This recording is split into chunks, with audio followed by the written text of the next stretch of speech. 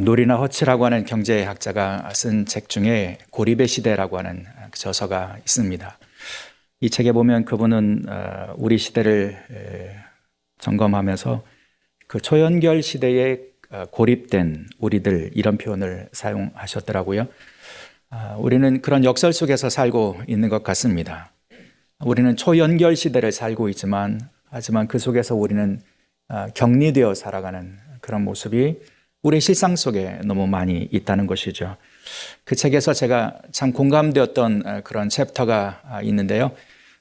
스마트폰에 봉쇄된 사람들이라고 하는 그런 지적을 쓰셨어요.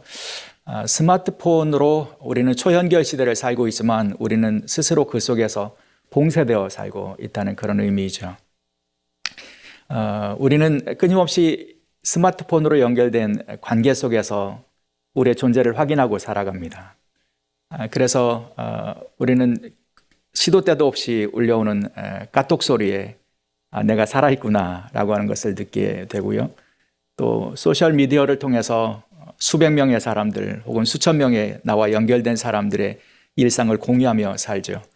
별로 알고 싶지 않은데 그 사람이 뭘 먹었는지 또 어디를 갔는지 사실은 큰 관심이 없는데도 확인해 가면서 내가 그들과의 관계를 지속하고 있다고 그렇게 생각합니다. 그러나 실상은 우리가 그런 확인을 통해서 관계가 더 친밀해질까 생각해 보면 그런 건 아닌 것 같아요. 우리는 초연결 시대 속에서 살고 있다고 그렇게 생각하지만 격리되어서 살고 있다는 것이죠. 이런 격리를 가속화시키고 또 심화시킨 것은 코비드19입니다. 자가격리, 봉쇄, 또 거리두기 이런 표현들이 2년 사이에 우리에게 너무 익숙해졌죠. 그건 물리적인 공간적인 거리두기나 혹은 격리나 이런 것만 이루어지는 것이 아니고요. 사람과 사람과의 마음의 거리도 그만큼 멀어지게 만든 것 같습니다. 참 우픈 현실들을 우리가 이 시대에 경험하게 되는데요. 오미크론이 이렇게 많이 전파되면서 저도 코로나에 걸렸다는 우리 교인들을 많이 이제 만나게 됩니다. 그분들 전화를 드려서 어떻게 지내시느냐 이렇게 여쭤보게 되는데요. 고백하는 것들이 마치 수인처럼 살고 있다 이렇게 얘기를 해요. 같은 집에 사는데 그 집안에 격리되어 있어서 때가 되면 가족이 문 밖에다가 음식을 갖다 놓으면 그걸 가져다가 방 안에서 먹어야 되고요. 같은 집안 공간에 있으면서 서로 가족들이 전화로 서로를 찾아야 되고 카톡으로 필요한 것들을 얘기하는 상상할 수 없는 그런 일들을 우리가 경험하게 되면서 우리는 점점 우리 서로 간의 거리가 멀어지는 것을 경험하게 된다는 것이죠. 우리는 물리적으로는 굉장히 가깝게 되었다고 스마트폰 하나로 전 세계에 살아가는 모든 친구들과 함께 동시대를 살아가고 연결되어 살아간다고 그렇게 말하지만 실상 우리의 마음의 거리는 그만큼 더 멀어지는 역설을 우리가 경험하고 있다고 생각을 합니다. 이런 우리의 사회 현상과 흐름은 트렌드 코리아 2022에서도 제가 확인할 수 있었는데요. 여러분 잘 아시는 것처럼 김난도 교수가 대표 집필자가 되어서 1년에 한 번씩 시리즈로 나오는 책에 트렌드 코리아 2022년에 우리 사회의 현상 흐름을 타이거와 캐츠라고 그분이 그렇게 표현을 했는데요. 여러분 그 10가지의 현상 중에 가장 먼저 나온 것이 무엇입니까? 나노 사회로의 전환이라고 하는 것이 우리 사회의 가장 첫 번째 특징으로 그분이 열거하고 있는 모습입니다. 나노 사회예요.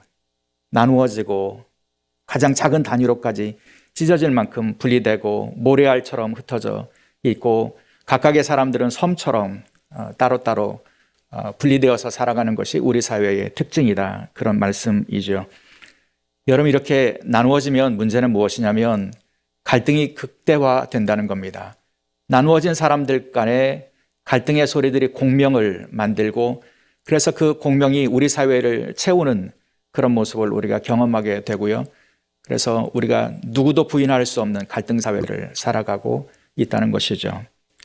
저는 우리가 살아가는 이 시대에 이렇게 고립되고 격리되고 그리고 나누어지고 이런 사회 속에서 우리가 어떻게 건강한 시민으로 살아가고 또 한 사람의 참된 그리스도인으로 살아갈 수 있을까를 우리가 질문해야 할 때라고 그런 생각을 가지게 됩니다.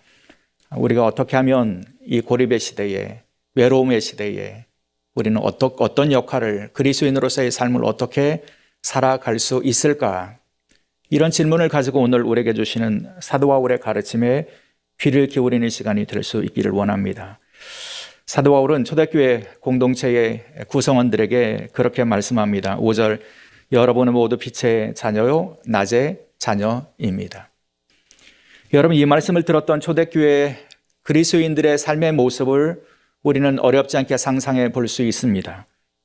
초대교회에 로마 제국의 핍박 아래 있었던 그리스도인들, 그들의 삶이 실상 섬과 같았을 것입니다. 그들은 세상으로부터 격리되고 쫓겨나고 배척받고 그런 삶을 살았기 때문입니다. 여러분, 초대교회의 그리스도인들, 믿음과 신앙을 지키기 위해서 가족으로부터 추방되었던 사람들입니다. 초대교회 공동체 로마 제국에 살아가면서 정치적으로 경제적으로 핍박과 또 소외와 어려움을 겪고 살았던 사람들입니다. 그들이 경제적으로도 그랬습니다. 여러분, 로마 제국 아래에 길드와 같은 그런 공동체들이 많이 있었다고 그렇게 알려져 있습니다. 여러분, 상업활동을 하려면, 경제활동을 하려면 어느 상업조합에 가입해야 하는 그런 상황입니다. 근데 그들은 각각 그들이 섬기는 신들이 있었습니다. 그들의 신에게 가서 제의를 드리고 제의 후에는 그들이 서로 먹고 마시는 그런 모임을 가질 수밖에 없는 것이 그들의 문화였습니다. 근데 그 속에서 그리스도인으로 산다는 것은 그 문화를 받아들일 수 없어서 그 공동체에 참여할 수 없는 상태가 된다는 것이죠. 그러니 자연히 그런 조합으로부터 배척을 받게 될 수밖에 없고 경제적인 활동이 제약이 될 수밖에 없고 어려움을 겪을 수밖에 없는 그런 상황이었다는 겁니다. 정치적으로, 종교적으로 모든 관계들이, 가족과의 관계들이 다 격리된 섬과 같은 삶을 살았던 것이 초대 그리스도 공동체의 구성원들의 모습이었다는 겁니다. 네, 여러분, 그런 시대를 살던 그리스도인들에게 사도 바울은 뭐라고 말씀하냐면 여러분이 빛의 자녀들입니다. 스스로를 그렇게 자의식을 가지고 살라라고 하는 의미이죠. 위축되지 말라는 것입니다. 어둠을 이길 수 있는 능력은 여러분 안에 있다는 것이죠. 그리스도인으로 빛의 자녀로 살아갈 때에 그들을 덮고 있는 모든 소외와 절망과 두려움과 추방과 이런 어둠의 세력들을 이길 수 있다고 격려합니다. 빛의 자녀입니다.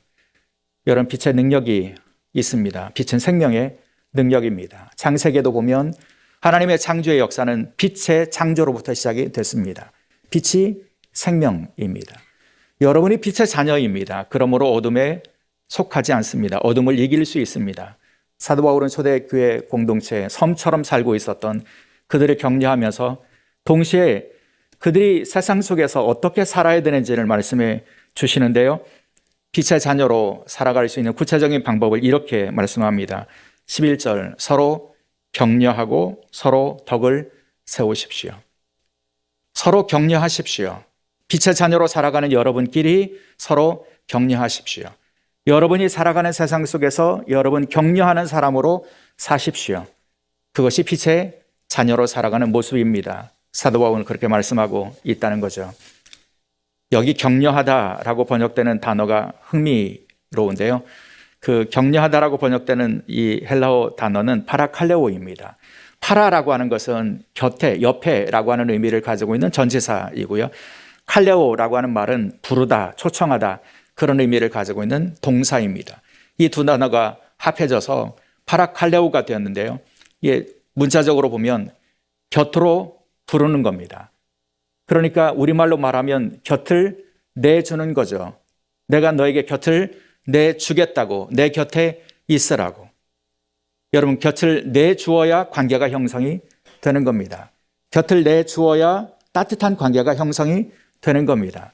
곁을 내주고 내 곁에 머물게 해야 그의 말을 들을 수 있습니다. 그리고 그에게 아주 소곤소곤 아주 작은 소리로 말할지라도 내 마음이 그에게 들려질 수 있습니다. 이것이 바로 격려하는 모습이라고 하는 것이죠. 격려한다고 하는 것은 그 사람을 내 곁에 있는 사람으로 받아들이는 겁니다. 그리고 그를 향해서 내가 줄 수 있는 따뜻함을 전해주는 것이죠. 이것이 격려하는 것이고, 이 파라칼레오라고 하는 말은 데살로니가전서 4장의 끝부분에 보면 서로 위로하십시오라고 번역되기도 하는데, 이건 동일한 단어가 사용되고 있습니다. 격려하는 것과 위로하는 것이 같다는 말씀이죠. 그것이 그리스도인들의 살아가는 삶의 모습이 되어야 된다고 사도 바울은 말씀하고 있습니다. 의료의 현장에서 빛으로 살아가고 계시는 여러분, 참 어려운 시기입니다. 제가 어렵다 말씀드리지 않아도 계속되는 2년이 넘게 계속되는 코로나의 그런 확산으로 인해서 여러분 고군분투하고 계시다고 그렇게 생각이 됩니다. 여러분 위에 성령께서 주시는 위로와 격려가 먼저 있기를 축복합니다. 성령께서 우리를 위로하십니다. 성령께서 우리를 격려하십니다. 그 위로와 격려를 경험한 여러분들이 이제는 여러분 곁에 있는 사람들에게 격려와 위로의 삶을 살 수 있기를 축복합니다. 여러분 곁에 있는 환자들, 그들이야말로 세상에서 섬처럼 있는 사람들 아니겠습니까? 그들을 향해서 여러분 곁을 내어주시고 그들을 여러분 곁에 있게 하시고 그들의 이야기를 들어주시고 여러분의 따뜻한 말들을 들려주신다면 그들에게는 여러분의 그 말들이 큰 위로와 격려가 될 것입니다. 우리 시대의 이 외로움의 문제들, 고립의 문제들, 이런 문제를 겪고 있는 우리 시대에 우리 그리스도인들에게 주어진 사명, 저는 무엇보다도 격려하고 위로하는 사명이 필요하다고 믿습니다. 곁을 내어주고 곁에서 들어주고 곁에서 말해주고, 그래서 외로움으로 가득 채워지고 있는 이 세상 속에서 여러분들이 빛의 자녀로 살아갈 수 있기를 원합니다. 노리나 허치의 그 책에 나오는 표현 중에 제 마음에 담고 있는 그런 개념 중에 하나를 소개하고 말씀을 마치려고 그럽니다. 늘 함께 그러나 늘 혼자. 이것이 우리의 모습이라는 겁니다. 우리는 늘 함께 있는 것처럼 보이지만 실상은 늘 혼자 있는 존재라는 것이죠. 여러분, 우리 모두가 다 그렇습니다. 이런 세상 속에서 늘 혼자라고 하는 느낌을 주지 않으려면 그들을 곁으로 불러서 그들에게 곁에 있게 하고 그들의 말을 들어주고 그들에게 따뜻한 말을 해주는 것, 이것이 우리 시대에 빛의 자녀로 살아가는 그리스도인들의 사명이라고 믿습니다. 그 사명을 감당하는 여러분이 될 수 있기를 주의 이름으로 축원합니다. 기도하시겠습니다. 하나님, 저에게 위로자의 사명을 맡겨주셨사오니 성령께서 이루시는 위로의 사명을 저희들도 감당해 나갈 수 있게 도와 주옵소서.